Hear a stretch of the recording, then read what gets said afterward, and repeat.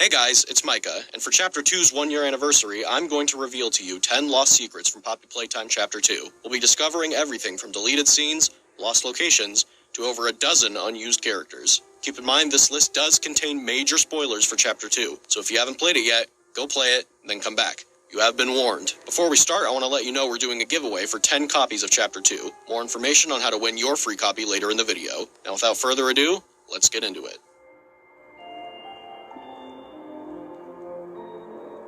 Number 1. Chapter 2's alternate opening. Poppyplaytime fans will remember that Chapter 2 opens with us exploring Elliot Ludwig's office and eventually finding Poppy in a hidden room below. But Chapter 2 didn't always start this way. In a now deleted opening of the chapter, after freeing Poppy from her case, you wake up and are immediately greeted by the sight of Poppy peeking out behind a door. The sequence continues with you following Poppy as she slinks throughout various hallways. Following Poppy then led you back outside to where Huggy Wuggy fell in Chapter 1. What followed was a 10-minute parkour sequence down the catwalks and conveyor belts from Chapter 1, eventually leading to a power puzzle that activated an elevator, taking you down to the game station to meet your new foe, Mommy Longlegs. Now, you're probably wondering why this never ended up in the game. There were a few reasons this alternate intro was abandoned. The first reason was chasing Poppy was just turning out too funny. The sequence went through 3 major iterations, starting with you straight up chasing Poppy to follow her, but that just ended up being way too funny. Version 2 was Poppy peeking out behind doorways and walls, but that was almost even funnier. In the last version, you see Poppy's shadow moving across the floor and walls. This version was definitely the creepiest iteration, and it's the one we ended up sticking with for quite a long time. But in the end, it was abandoned for just feeling a little too cheesy. The second reason was simple. It was too long. You went through a 10-minute parkour sequence and a wild goose chase without really learning or seeing anything interesting. Which leads us to the final reason for the scene's abandonment. Mommy Longlegs had no mention or build-up. To fix these shortcomings, we completely redid the intro sequence. We first added Elliot Ludwig's office to the sequence so you had an interesting location to explore. We then changed following Poppy to Poppy talking to you to make her a relatable character instead of just a cheesy horror doll that you follow around. Then we added a scene forcing you to watch Poppy be kidnapped before your eyes to build up the threat of Mommy Longlegs. And finally, we had you jump down a slide rather than jump down catwalks for 10 minutes. In the end, these changes are why the alternate opening of Chapter 2 never saw the light of day. Number 2. Mommy Longlegs' alternate intro scene. Mommy's intro scene was one of the hardest things to get right in Chapter 2. The scene went through multiple versions of dialogue and pacing. These alternate versions, while relatively similar to the final, had a few key differences. Here's the first alternate version. Why, oh my! Hello down there! I wasn't expecting company. Always tells Mommy when guests are on their way down. Didn't this time. Always tells Mommy. Shh, you're okay now. Mommy will take care of you. Mommy wants to take you somewhere special. It's easy to get lost down here. Some have lost their way and never found it again. But Mommy won't let that happen to you. Mommy always knows where you are.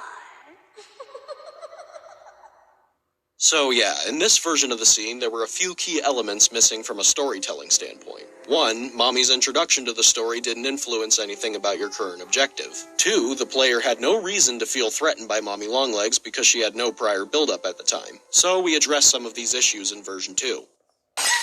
Why, oh my! Hello down there. I think you lost this. Do you want it back?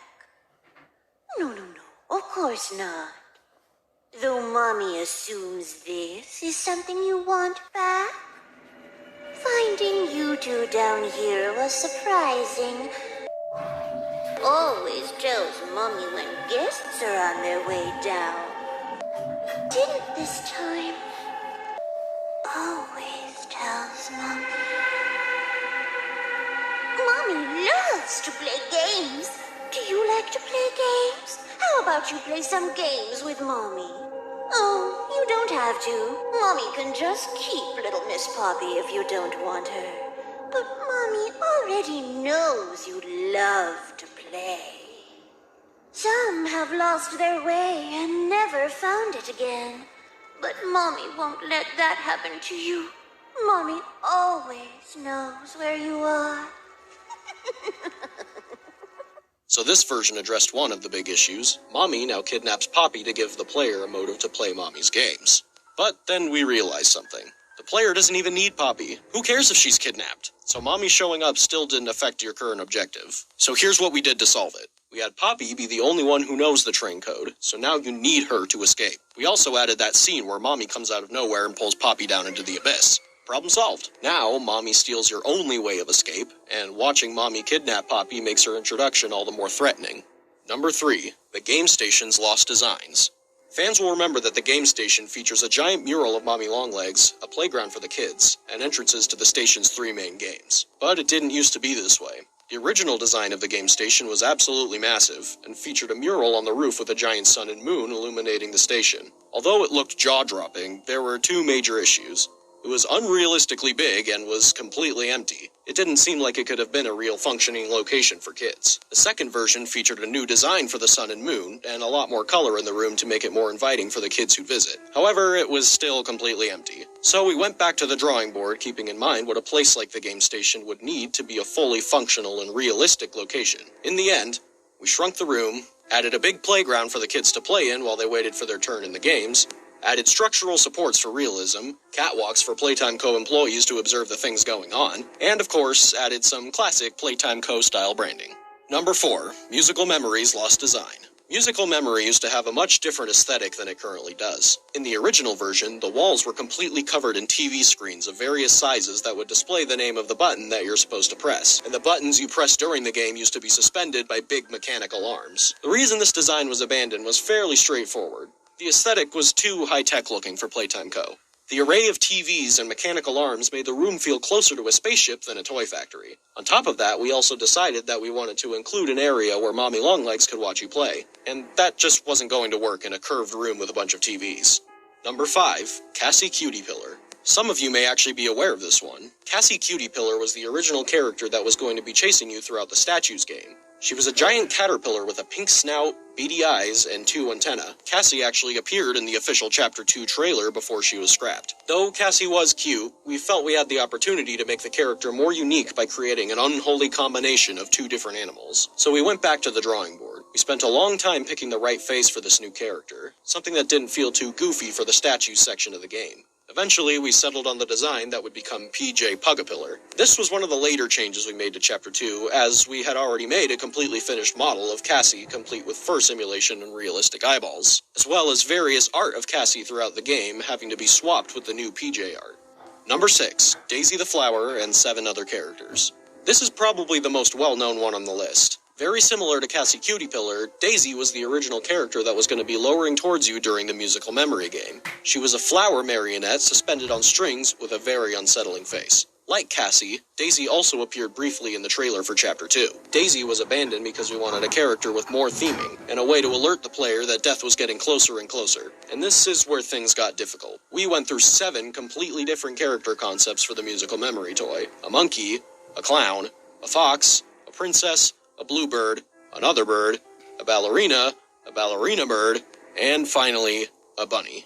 We liked the bunny because he had great theming with his symbols and clothes, as well as his symbols serving as a great audio tool as you hear him descending upon you in musical memory. After a few slight design tweaks and color variations, we finally got the Bunzo bunny we all know today. Daisy the Flower wasn't completely absent from Chapter 2, however, as we see various art and posters of her throughout the game, as well as a full cardboard cutout with voice lines from Daisy.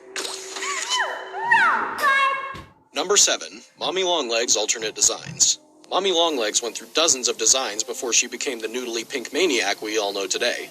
2 of these scrap designs actually show up in Chapter 2 as old blueprints for Mommy Longlegs. Her first design was a noodly plush doll with button eyes. It was cute, but that was the problem. The design wasn't eerie enough. A few other things on top of that was she looked too young for her name to be Mommy, she didn't have enough resemblance to a spider for her Longlegs pun to make sense, and we wanted to try making her a plastic toy to make her feel more unique from Huggy Wuggy. For the next designs, we really tried to push the spider look, as well as make her appearance a bit more creepy. She did look like a spider now, but too much so, to the point where we didn't think it would be realistic for Playtime Co. to create a toy like her. Another issue was this design didn't necessarily look like a toy at first glance either. The next designs really tried to push the creep factor in the face and reel back a bit on the spider elements. This design pass is also where we came up with the idea of Mommy having limbs that could stretch. Originally, her limbs were going to extend in the form of plastic tubes, similar to the way a lightsaber toy might extend. This design was scrapped because of the challenge of making her limbs bend while also being made of extending plastic tubes. The variation of colors also made her design feel too sporadic and complex. To solve these problems, we came up with the concept of elastic plastic, a substance that Playtime co-created that can stretch like rubber but also retain its shape and position. We also simplified her color pattern and gave her a spherical waist similar to a spider's abdomen. We concepted a few alternate designs after this one with more spider-like features. However, the problem from before still persisted that it was too spider-like and creepy for Playtime Co. to have realistically made. Number 8. The 6 Lost Toys. From the beginning of Chapter 2, we knew we wanted to have new toys present in each of the games in the game station. These became Bunzo Bunny, the Mini Huggies, and PJ Pugapillar. But before those were made, we had 6 different potential characters created to fill these roles. Jolly Clown, who went through a few design iterations, Lovebug, who actually appears in Chapter 2 as a rejected toy, Psydog, a robot dog toy, Sunny Buddy, who also appears as a rejected toy, Lily the Frog, a frog on roller skates, and Monster Truck. That one kinda speaks for itself. Number 9, the Quality Control Room and the Production Room. In Chapter 2, before entering Musical Memory, we take a detour to the molding room where you create the green electric hand. In an early version of the chapter, every game you go to was going to be paired with a factory room similar to the molding room. Whack-A-Wuggy had the production room, and Statues had the quality control room. These rooms were never implemented into the game and were scrapped during the concept phase because they just seemed like unnecessary filler. Number 10, Mommy Longlegs' death scene. One of Chapter 2's most infamous moments is the death of Mommy Longlegs. After minutes of running away from Mommy, you're backed into a corner with no way out. But just as all hope seems lost, you pull down a lever that activates a grinder. Mommy's arm is pulled into the grinder and she desperately tries to escape, screaming for her life as she's slowly crushed to death. Now, you wouldn't think it, but there was actually quite a bit of debate behind the scenes about how Mommy should be pulled into the grinder. In the alternate version of Mommy's death, her head is actually pulled inside and grinded to a pulp, leaving her lifeless lower half to fall onto the floor. Here it is.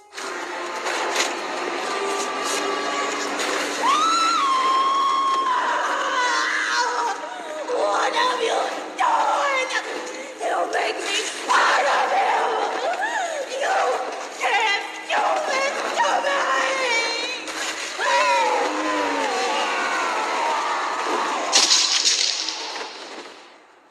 We decided to scrap this version for 2 reasons. One, the imagery of Mommy's upper half being dragged away would be more resonant than her lower half being dragged away. And 2, Mommy's head being grinded up might have just been too gruesome to show without the game getting an M rating. So there you go. Those were 10 lost secrets in Poppy Playtime Chapter 2. And in honor of Chapter 2's anniversary, we're doing a giveaway for 10 free copies of Chapter 2 on Steam. Click the link in the description below if you want to enter. Chapter 2 is also on a huge sale on PC and mobile on these dates. So if you haven't played Chapter 2 yet, now's your chance. Make sure to like and share the video if you enjoyed what you saw. Thank you all for watching, and we'll see you in Chapter 3.